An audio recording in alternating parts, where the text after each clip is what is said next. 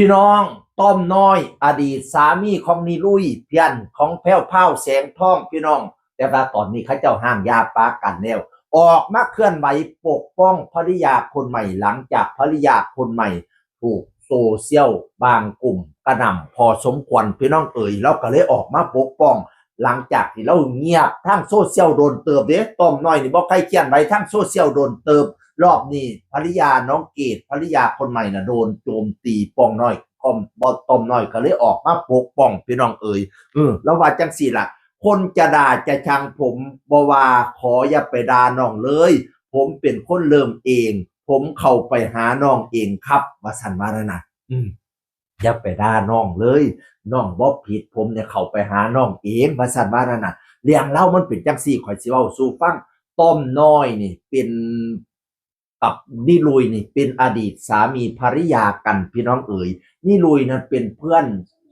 นของแพรวพราวแสงทองนิลุยนั้นเป็น LGBT พี่น้องแต่เขาก็แต่งงานกับต้มน้อยอยู่กันสันสามีภรรยานี่แหละวันดีคืนดีนิลุยก็ออกมาแถลงข่าวเนาะจะปีแล้วนิลุยออกมาแถลงข่าวบอกว่าแยกกันแล้วเด้อแยกกันแล้วเพราะว่าต้มน้อยก็ต้องไปดูแลพ่อดูแลครอบครัวนี่ลุยก็ต้องดูแลแม่มาสนาต่างคนต่างแยกทางไปดูแลครอบครัวว่าซั่นตอนแถลงการตอนนั้นพี่น้องบัดนี้มาโพอีกอย่างนึงคือต้มน้อยมีภริยาแล้วก็มีลูกน้อยเกิดขึ้นแล้วบัดนี้นะก็เลยมีบางกลุ่มไปลุ่มด่าน้อง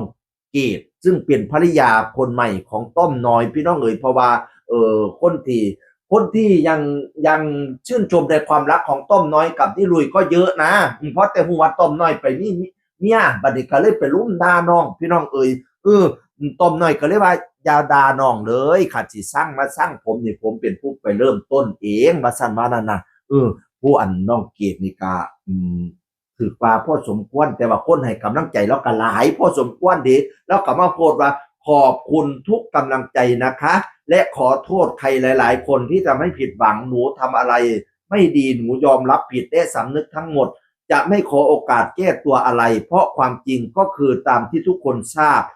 แล้วมันก็ติดอยู่ในใจอยู่เสมอหลังจากนี้หนูจะเลี้ยงลูกและใช้ชีวิตอย่างมีสติทุกๆอย่างจะพยายามเป็นแม่ที่ดีที่สุดให้กับลูกว่าสันมานะหนูก็ขอโทษสุผู้สุคนนั่นแหละที่ทำให้ผิดหวังพี่น้องแล้วก็ขอบคุณกำลังใจสุผู้สุคนหนูบอกขอแก้ตัวขอแก้อีหยังดอกมันความผิดมันติดอยู่ในหัวใจหนูสันว่าเราเป็นตาเล็กตัวอยู่หลักกระไดหลายคนกระทรวงกำลังใจไปให้พี่น้องแม้กระทั่งนี่ลุยก็